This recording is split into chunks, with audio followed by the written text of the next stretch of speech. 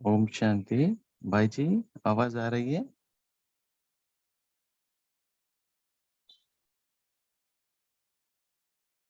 Okay, thank you भाई जी।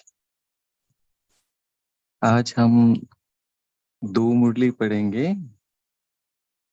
पहली वाली जो है 8-10-1975 की पार्ट 2 है, और दूसरी है 11-10-1975 है, उसका पार्ट 1 भी आज पढ़ेंगे।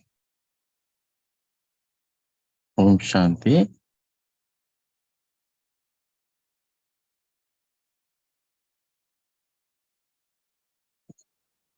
बाबा 8-10-1975 की मुरली में बाबा हमको पुरुषार्थ, ऑर्डिनरी पुरुषार्थ, मीडियम पुरुषार्थ और तीव्र पुरुषार्थ, ये बात के बारे में भी बाबा बता रहे हैं। और बाबा ये एहसास दिला रहे हैं कि हम सभी संगम युगी वत्स, संगम युग और भविष्य स्वरूप को स्पष्ट दिखाई देनी चाहिए।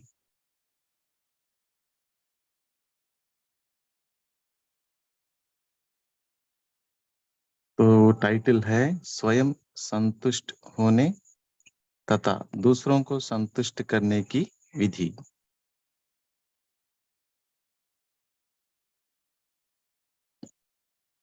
तो बाबा बता रहे हैं सर्व को संतुष्ट करने वाले पावरफुल स्टेज पर खड़ा करने वाले आसुरी संस्कारों को मिटाने वाले शिव बाबा संगम युगी वत्सों के प्रति बोले। यहाँ बाबा बता रहे हैं हम सभी संगम युगी आत्माएं हैं, तो हमें वो गुण क्वालिटी हमारे स्मृति में आ जानी चाहिए।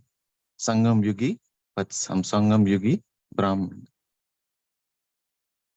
आपको अपना संगम युगी और भविष्य स्वरूप स्पष्ट दिखाई देता है। मतलब ब्राह्मण और भविष्य स्वरूप जो है फरिश्ता स्वरूप, वो स्पष्ट दिखाई देता है। फ्यूचर स्पष्ट दिखाई देने से पुरुषार्थ भी ठीक होता है। अंतिम स्वरूप है कि महाकाली का, अर्थात आसुरी संस्कारों को समाप्त करने वाले फला। इसलिए आपको सदा स्मृति में रहना है कि मैं महाकाली स्वरूप हूँ।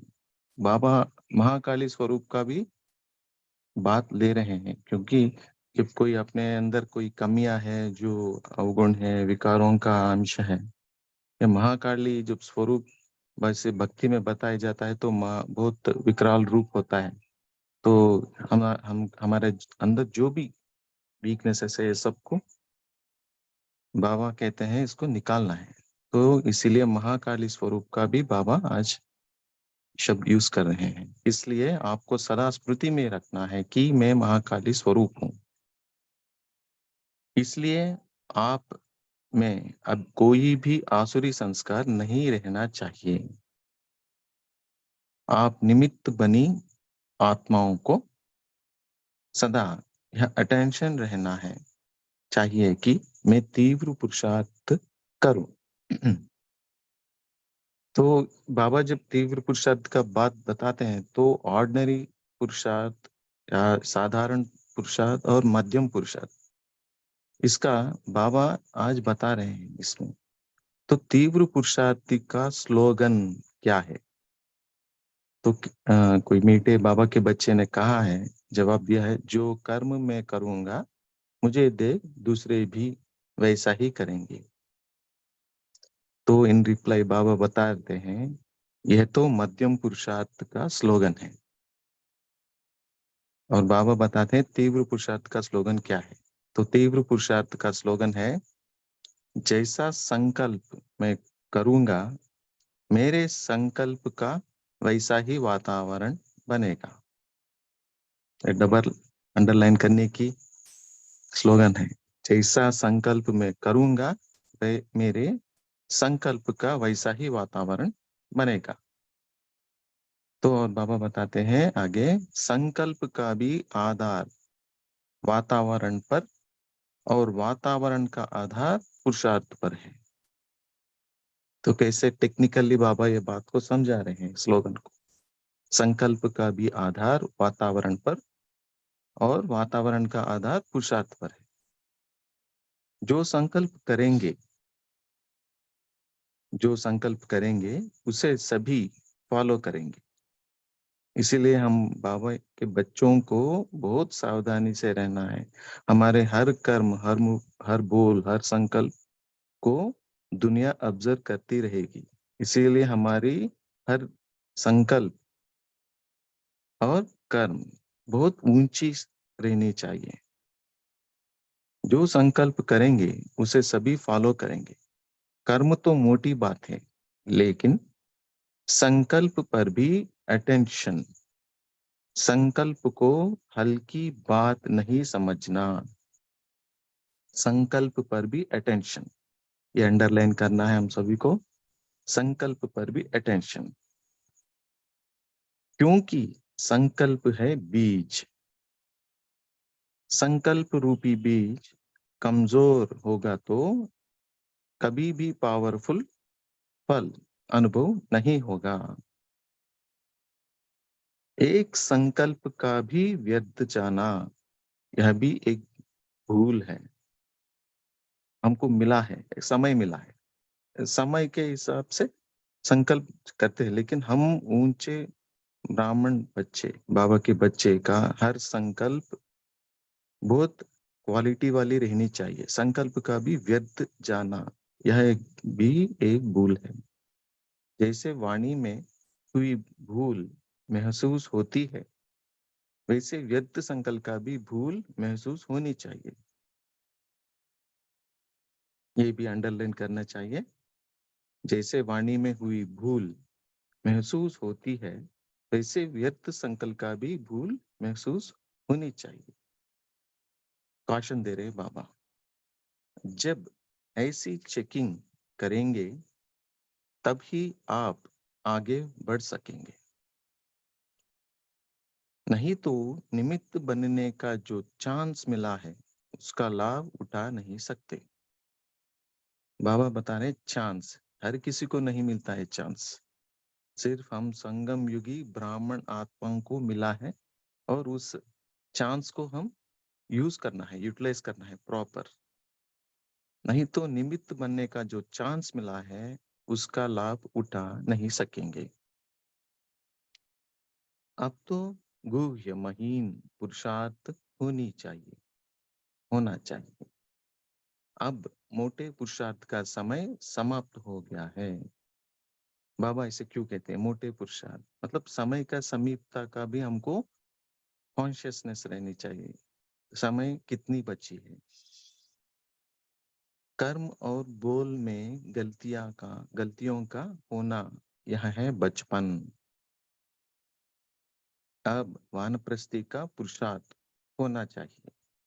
वानप्रस्थी जब ये शब्द हम यूज करते हैं तो इसका एग्जाम्पल क्या है? जैसे बुजुर्ग लोग रहते हैं, उनको हम जब देखते हैं तो हर चीज में उसका एक्सपीरियंस्ड एक्शंस रहते हैं उनके। तो इसीलिए अब वानप्रस्थी का पुरुषार्थ होनी चाहिए। अब भी अगर बचपन का पुरुषार्थ करते रहें तो लक अर्थात भाग्य की लॉटरी को गवा देंगे।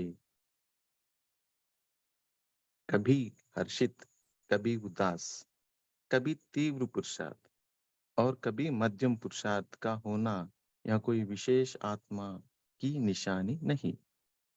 कभी कभी का ये जो स्टेजेस है बाबा बता रहे हैं, वो नहीं रहनी चाहिए, सदा की रहनी चाहिए। सदा तीव्र पुरुषार्थ की स्थिति हमें रखनी है। यह तो साधारण आत्मा हुई। अब तो आप सभी में विशेष न्यारापन होना चाहिए, जो अपनी पावरफुल स्मृति से कमजोर आत्माओं की स्थिति को भी पावरफुल बना दो। संतुष्ट न होने के कारण सर्विस रुकी हुई है, तो अब यह भी स्लोगन याद रखो, संतुष्ट रहना भी है और सबको संतुष्ट करना भी है। समझा? अच्छा, दो स्लोगन्स के बारे में आज बाबा इस मुरली में बता रहे हैं। वो दो स्लोगन्स को हम अंडरलाइन करेंगे, फिर उसके बारे में चिंतन भी करेंगे। वही हमारी होमवर्क रहेगी आज के लिए, दो स्लोगन्स। तो आज की मुरली का महावाक्यों का सार है, हमारा अंतिम स्वरूप है महाकाली, अर्थात आसुरी संस्कारों को समाप्त करने वाला। दूसरी पॉइंट है, तीव्र पुरुषार्थ का स्लोगन है कि जैसा संकल्प मैं करूंगा, मेरा संकल्प का वातावरण वैसा ही बनेगा और सभी उसे फॉलो भी वैसा ही करेंगे।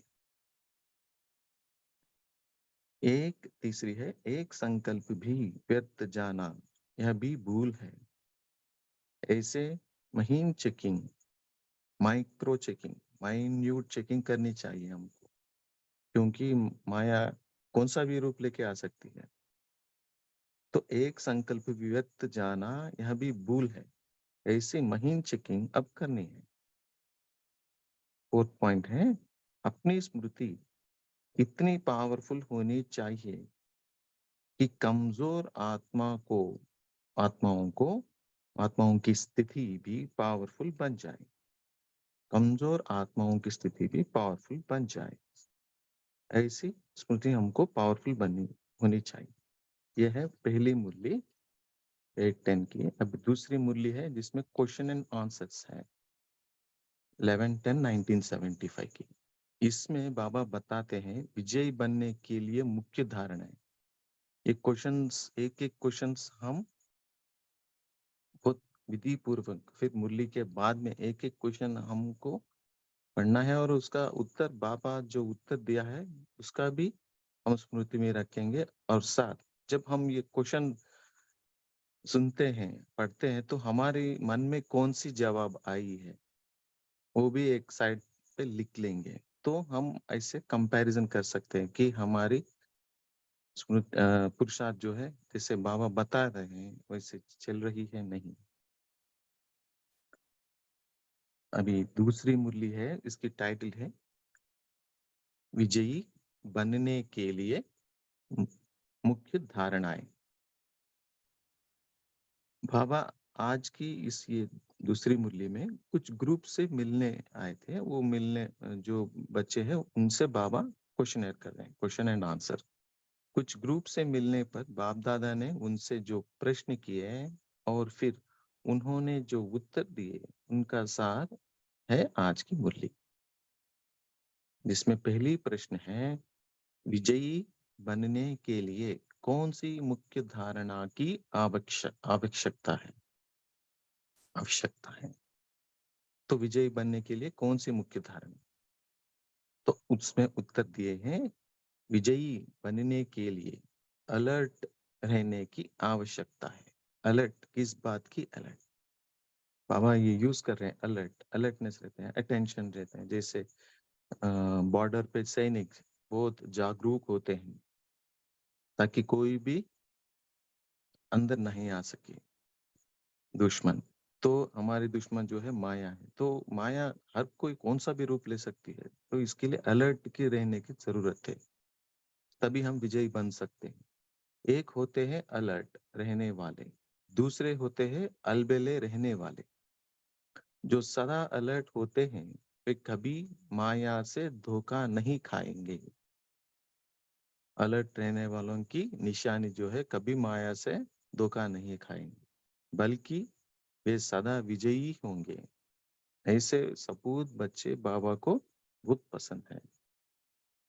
दूसरी प्रश्न है, 108 की माला में और 16,000 की माला में आने की चिन्ह, सिंबल, निशानी क्या है? उत्तर दिए हैं, जो यहाँ सदा विजयी रहते हैं। मतलब जैसे फर्स्ट आंसर में बताई गई है, जो यहाँ सदा विजयी रहते हैं वही विजय माला में आएंगे। इसलिए वैजयंती माला नाम पड़ा है।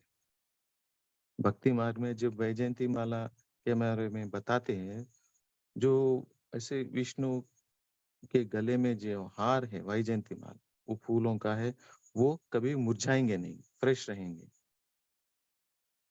तो यहाँ जैसा विजयी रहते हैं वही विजयी माला में आएंगे, इसलिए वैजयंती माला नाम पड़ा है। जो कभी कभी के विजयी है वे 16,000 की माला में आएंगे।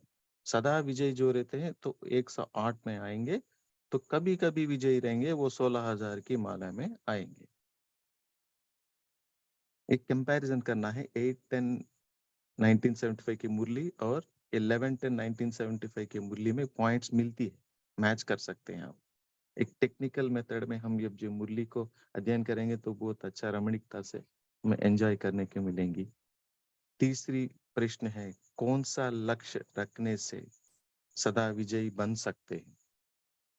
कौन सा लक्ष्य? हम सभी के विजयी हम अभी के विजयी नहीं, कल्प कल्प अनेक बार के विजयी हैं। जो बात अनेक बार की जाती है तो वह स्वभाव संस्कार में स्वतः ही आता है, जाती है। जैसे आज की दुनिया में जो बात नहीं करनी चाहिए परंतु वह कर लेते हैं, तो कह देते हैं कि यह तो मेरा संस्कार बन गया है। सिंपल से कह देते हैं, ये मेरा संस्कार ही बन गया है। तो मॉडिफाई करने की बात नहीं कहते, तो सिंपल आंसर देते हैं, ये मेरा संस्कार ही ऐसा है, तो हमको मॉडिफाई करनी है ना। जो यह भी अनेक बार के विजयी होने की स्मृति विजय का संस्कार बना देगी। हमको संस्कार परिवर्तन करना है। फोर्थ क्वेश्चन है, व्यर्थ को समाप्त समर्थ बनाने की तेज मिशनरी कौन सी होनी चाहिए? मिशनरी के बारे में बाबा बताते हैं, जैसे कोई भी चीज की मिशनरी पावरफुल होती है तो काम तेजी से होता है। तो यहाँ भी व्यर्थ संकल्प को समर्थ करने के लिए बुद्धि रूपी मिशनरी पावरफुल हो। बुद्धि रूपी मिशनरी के बारे में बाबा आज बताते हैं। बुद्धि रूपी मिशनरी, बुद्धि भी पावरफुल तब होगी जब बुद्धि का पावर हाउस से कनेक्शन है। पावर हाउस मानना शिव बाबा से कनेक्शन है। अलर्ट, फर्स्ट क्वेश्चन में अलर्टनेस के बारे में बाबा बताते हैं ना, वो यहाँ रिफ्लेक्ट होती है। तो सदा काल के लिए अपनी बुद्धि को पावर हाउस से कनेक्शन रखना है, तभी हम अलर्ट रह सकते हैं। यहाँ कनेक्शन टूटता तो नहीं लेकिन लूज जरूर हो जाता है। टूटना और लूज, ये दोनों में क्या अंतर है, हम इसको समझेंगे। अतः अब वह भी लूज नहीं होना चाहिए, तभी व्यक्ति को समर्थ बना सकेंगे। ये तो पहले ग्रुप के साथ बाबा क्वेश्चनर है, अभी दूसरी ग्रुप से क्वेश्चनर है, वो मुलाकात है। तो ग्रुप्स आते हैं ना बाबा से मिलने, तो दूसरी ग्रुप से क्वेश्चनर है। उसमें क्वेश्चन है, ब्राह्मण जीवन का मुख्य कर्तव्य क्या है? बाप के याद में सदा स्मृति स्वरूप होकर रहना, लक्षण ये है। जैसे मिश्री मिठास का रूप होती है, वैसे ही याद स्वरूप ऐसे हो जाओ कि याद अलग ही न हो सके। अगर बाप की याद छोड़ी तो बाकी रहा ही क्या है? अगर स्मृति में बाबा नहीं है तो हमारा और स्मृति में क्या है? जैसे शरीर से आत्मा निकल जाए तो उसे मुद्दा ही कहेंगे। कंपैरिजन कर रहे हैं बाबा। वैसे ही यदि ब्राह्मण जीवन से याद निकल जाए तो ब्राह्मण जीवन क्या हुआ? तो ऐसा याद स्वरूप बनना है, तो ब्राह्मण जीवन का कर्तव्य है याद स्वरूप बनना। बुद्धि रूपी को सदा पावर हाउस से कनेक्शन रखना है, याद स्वरूप बनना है। तीसरे ग्रुप से बाबा मुलाकात किया है, उसमें भी प्रश्न है, दिल्ली यमुना के किनारे पर है। यमुना किनारे का गायन क्यों है दिल्ली? जैसे साकार रूप में जैसे यमुना किनारे निवास करते हो, वैसे बुद्धि योग द्वारा स्वयं को इस देह और देह की पुरानी दुनिया की स्मृति से किनारा किया हुआ अनुभव करो। संगम युगी अर्थात कलयुगी दुनिया से किनारा कर देना। किनारा अर्थात न्यारा हो जाना। पुरानी दुनिया से न्यारा हो गए हो कि भी उसके प्यारे हो। तो पुरानी दुनिया से अभी भी ममत्व है, ने निकाल दिया है। बाबा चेक करने के लिए कहते हैं। दूसरे प्रश्न है, दशहरे के दशहरे पर सभी रावण का दाह संस्कार करते हैं, लेकिन अब आपको क्या करना है? वो तो लौकिक में जैसे करते हैं ना, वो बाबा बताते हैं, लेकिन हमारी काम क्या है? आपके अपने में जो रावणपन के संस्कार है, उन रावणपन के संस्कारों का संस्कार करो। अर्थात रावणपन के संस्कारों को सदा के लिए छुट्टी देकर लाभ उठाओ। अपने कमियां कमजोरी निकाल देना है। विकार रूपी कोई भी अंश माइक्रो चेकिंग के लिए बाबा कहते हैं ना, वो सब चेकिंग करना है और छुट्टी कर देना है। हड्डियां व राख बांध कर साथ नहीं ले जाना। राख अर्थात संकल्प रूप में भी रावणपन के संस्कार नहीं ले जाना। वो माइक्रो चेकिंग बाबा बताते हैं ना, वो राख है, ऐश। कुछ एक मुख्य बहनों से संबोधन बाबा करते हैं और बाबा कहते हैं, हर समय अपने को निमित्त बनी हुई समझती हो। जो अपने को निमित्त बनी हुई समझती है, उन्होंने मुख्य यही विशेषता होगी, जितनी महानता उतनी नम्रता। महानता और नम्रता दोनों का बैलेंस होगा, तभी निमित्त बने हुए कार्य में सफलता मूर्त बनेंगे। जहां नम्रता के बजाय महानता ज्यादा है या महानता के बजाय नम्रता ज्यादा है, तो भी सफलता मूर्त नहीं बनेंगे। सफलता मूर्त बनने के लिए दोनों बातों का बैलेंस चाहिए। टीचर्स वह होती है जो सदा अपने को बाप समान वर्ल्ड सर्वेंट समझकर चलती। वर्ल्ड सर्वेंट ही विश्व कल्याण का कार्य कर सकते हैं। सर्वेंट है ना हम, परिवर्तन कार्य करने का जो बाबा संकल्प करे हैं, उसका हम सभी सर्वेंट हैं। वर्ल्ड सर्वेंट ही विश्व कल्याण का कार्य कर सकते हैं। टीचर्स को सदैव यह स्मृति रहनी चाहिए कि टीचर को स्वयं को और स्वयं ही टीचर नहीं समझना चाहिए। यदि टीचरपन का नशा रखा तो रूहानी नशा नहीं होगा। यह नशा भी बॉडी कॉन्शियस है। इसलिए सदा रूहानी नशा रहे कि मैं विश्व कल्याणकारी बाप की सहयोगी विश्व कल्याणकारी आत्मा हूँ। अंडरलाइन करना है, मैं विश्व कल्याणकारी बाप की सहयोगी विश्व कल्याणकारी आत्मा हूँ। एक संकल्प के जैसे ले सकते हैं और इसके हम योग भी कर सकते हैं। कल्याण तब कर सकेंगे जब स्वयं संपन्न होंगे। जब स्वयं संपन्न नहीं होंगे तो विश्व कल्याण नहीं कर सकेंगे। सदैव बेहद की दृष्टि रखनी चाहिए। बेहद की सेवा जब बेहद का नशा होगा, तब बेहद का राज्य प्राप्त कर सकेंगे। सफल टीचर, सक्सेसफुल टीचर अर्थात सदा हर्षित रहना और सर्व को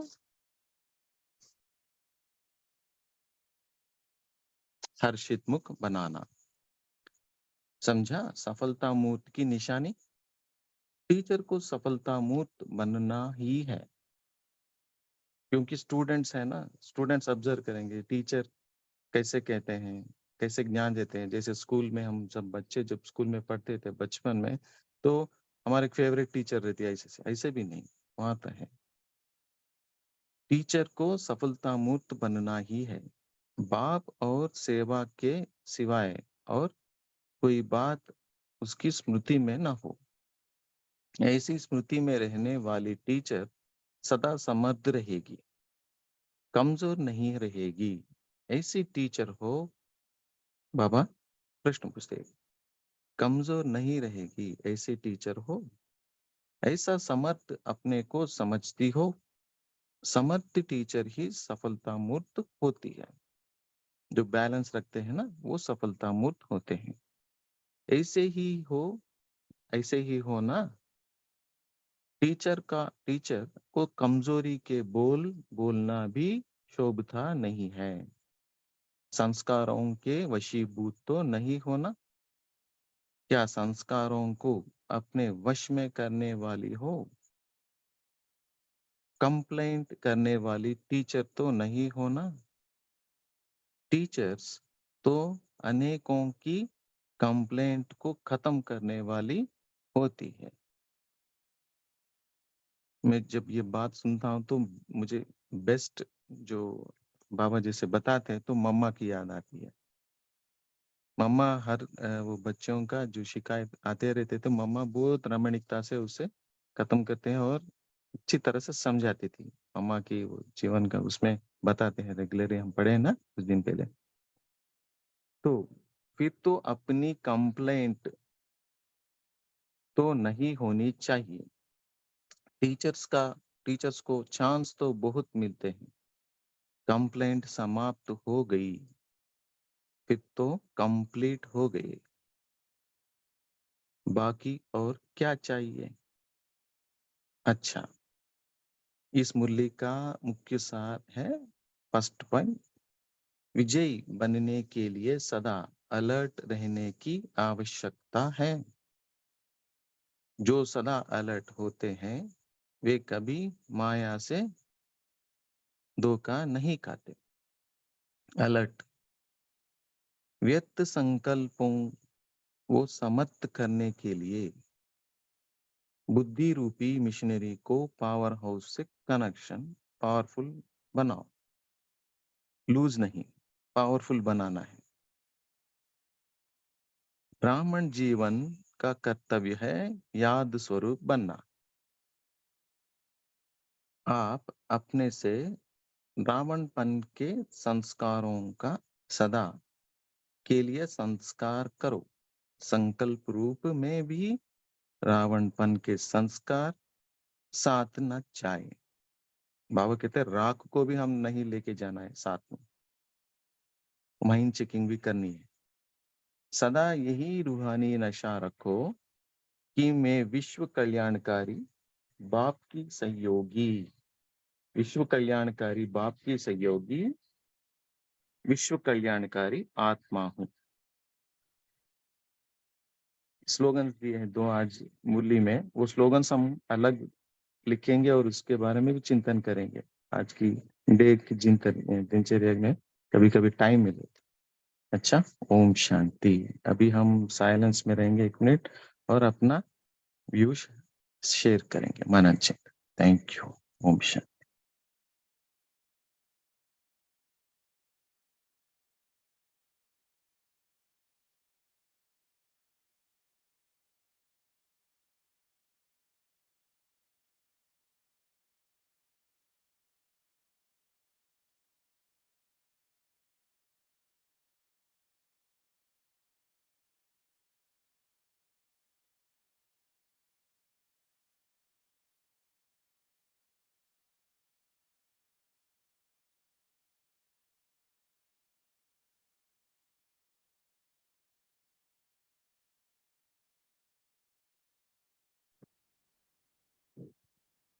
ओम शांति।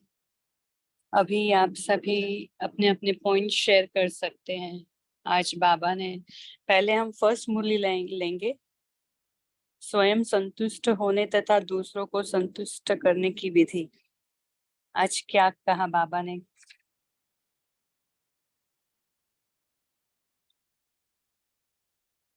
कौन सी महीन बात बताई? बोलिए सुशीला माता, सुशीला सिस्टर बताइए। ओम शांति। आज बाबा ने कहा विजय बनने के लिए सदा अलर्ट रहने की आवश्यकता है। जो सदा अलर्ट होते हैं तो कभी भी माया से धोखा नहीं खाते। तो ब्राह्मण जीवन का कर्तव्य है याद स्वरूप बनना।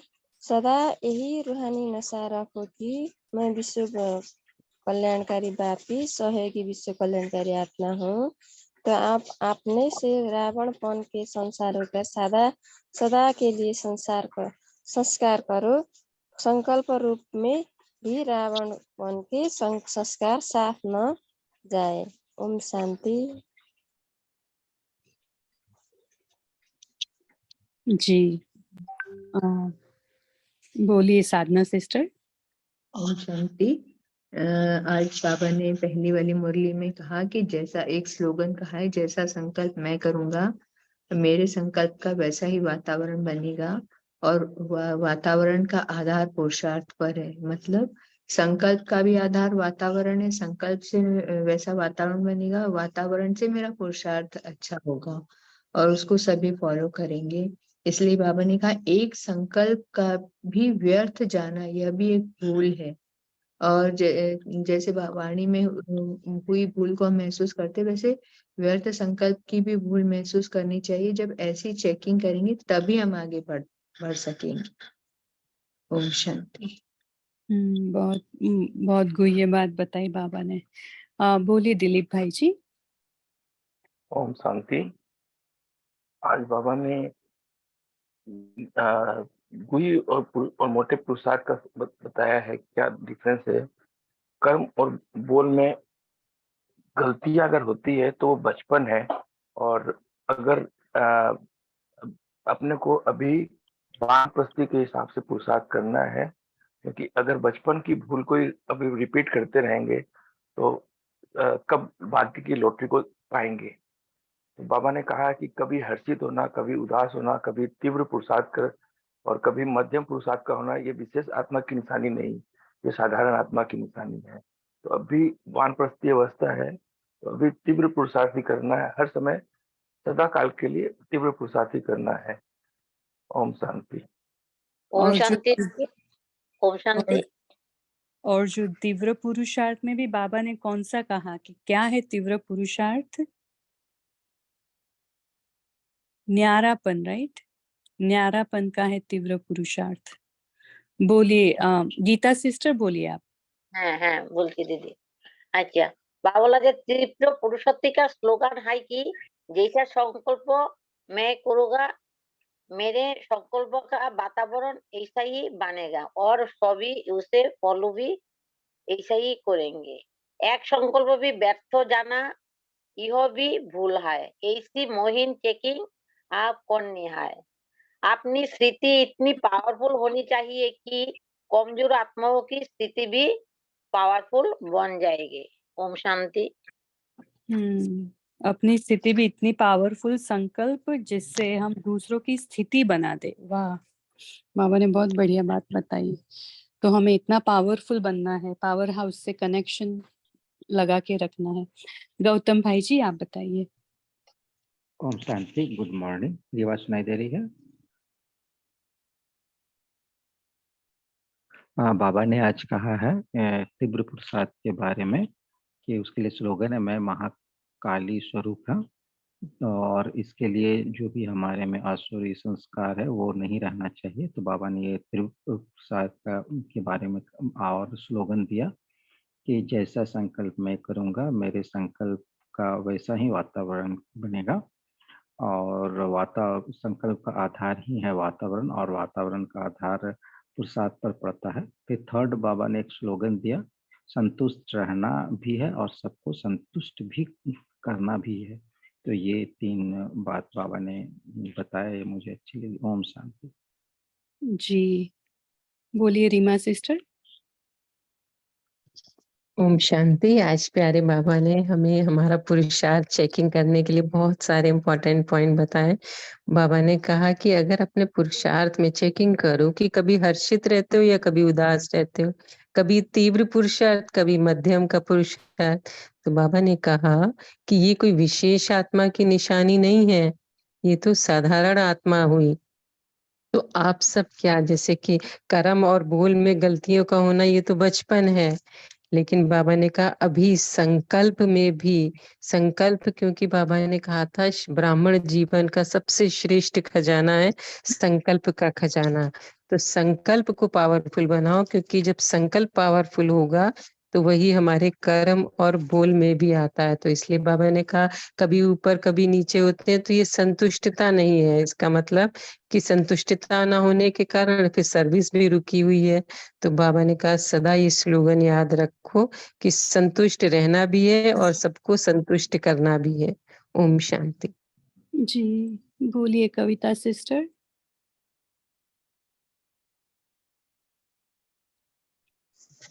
दीदी, ओम आज बाबा शांति। ने बोला जी, आज बाबा ने बोला कि आप महाकाली हैं। तो महाकाली का स्वरूप क्या होता है?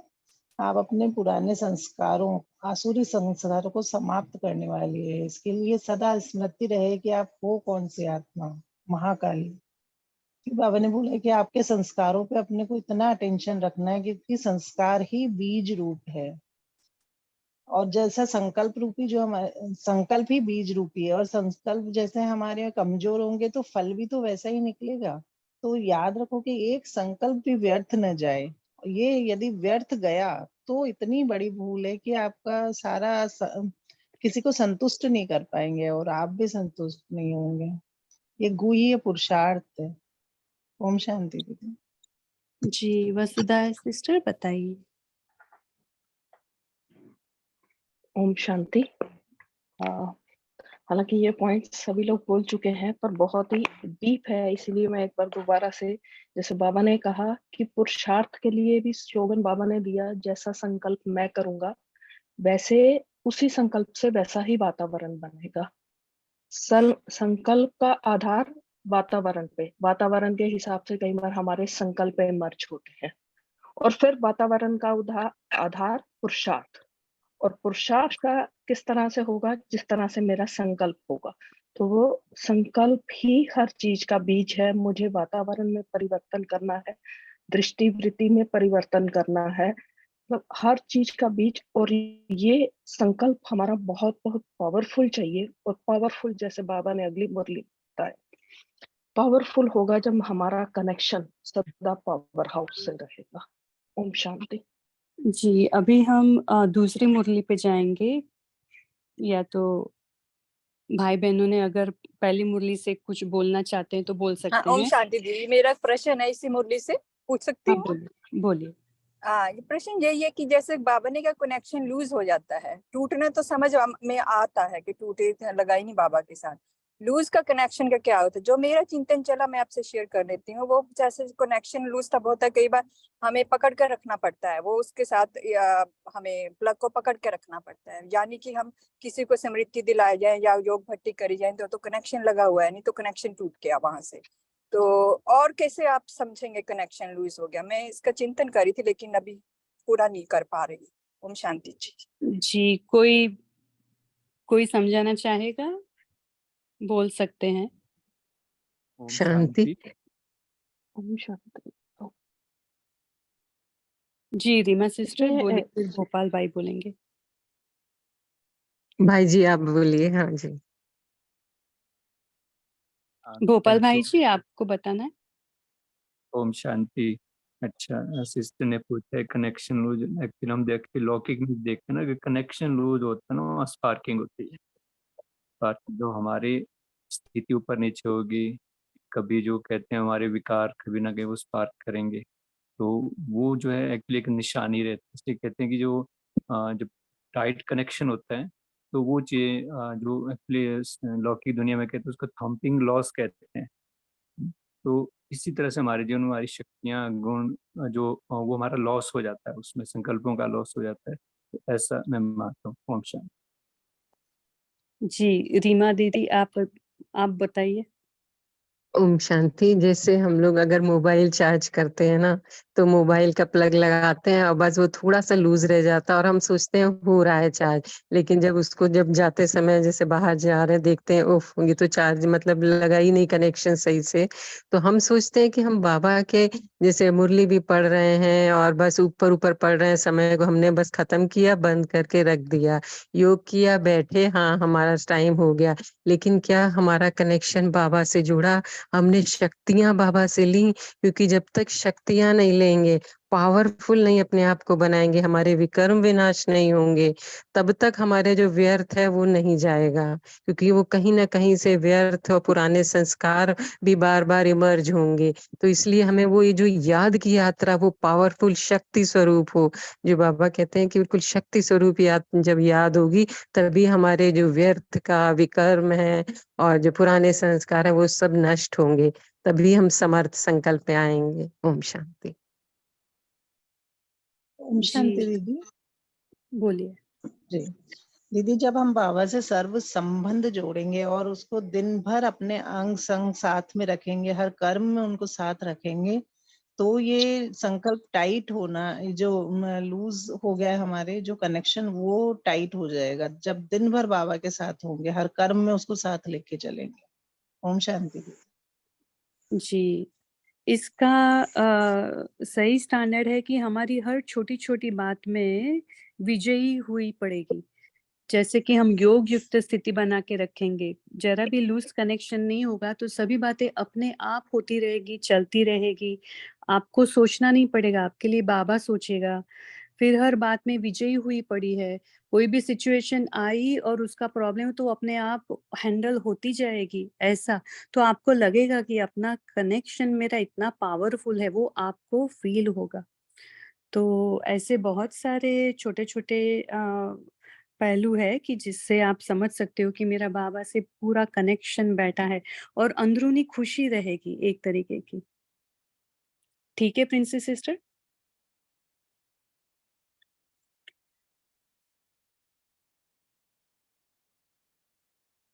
तो अभी टाइम भी हो गया है, सब आ गए हैं। तो रविकांत भाई जी आप होमवर्क देंगे और फिर आप 2 मिनट योग करा सकते हैं। ओम शांति।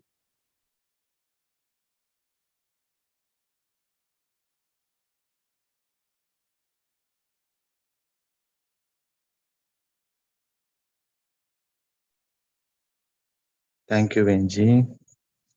आज होमवर्क हमारी यही होगी, तो बाबा साहब जी हम सभी को होमवर्क दे दिए हैं दूसरी मुरली में। क्वेश्चंस अलग अलग ग्रुप्स में बाबा ने सवाल किए हैं और बच्चों से जवाब लिए। तो हम आज यहाँ तो आज की मुरली में उत्तर है, अभी हम सब ये क्वेश्चंस लिखेंगे जब टाइम मिले।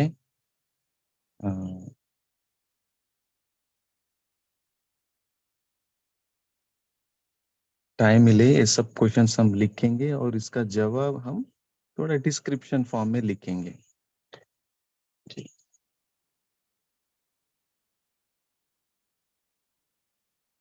ये पोल लॉन्च है अभी भी।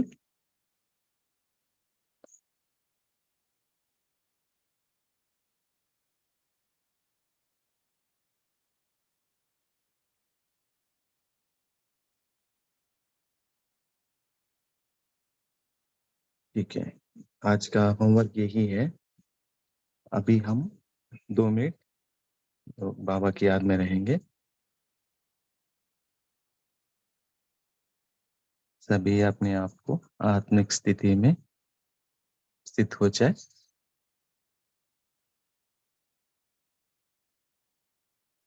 और यह फील कीजिए हमारी बुद्धि रूपी मिशनरी को बाबा से कनेक्शन करें, पावरफुल कनेक्शन करें।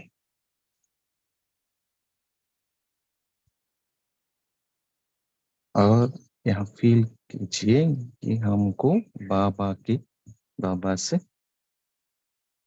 शक्ति मिल रही है।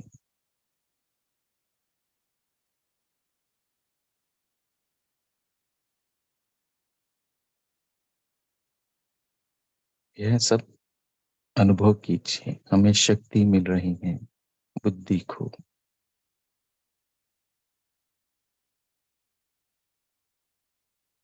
और अपने आप को 108 की माला में एक दाने है, यह भी फील कीजिए। मैं 108 की माला में आने वाली आत्मा हूँ।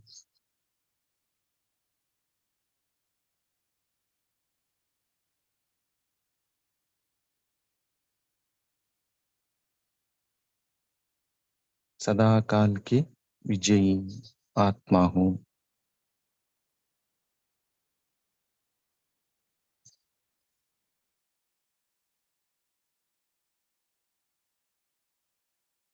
सभी यह बात को स्मृति में रखें।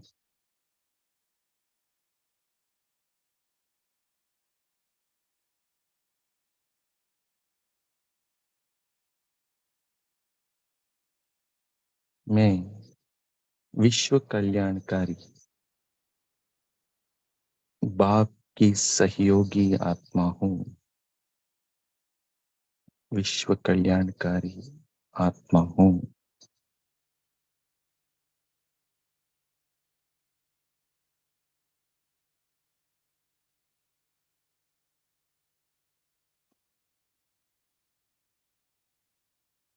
अच्छा, ओम शांति। थैंक यू बाबा। शांति।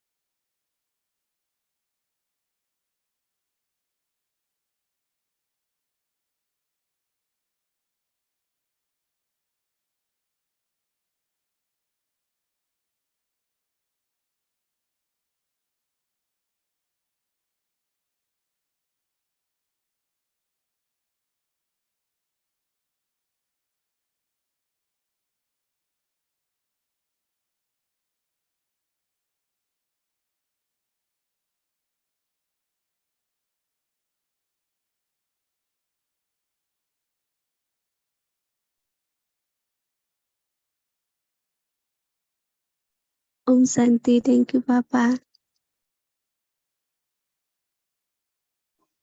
ओम शांति।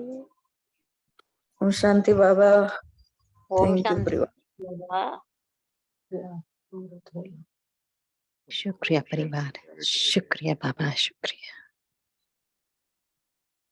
ओम शांति, ओम शांति, ओम शांति।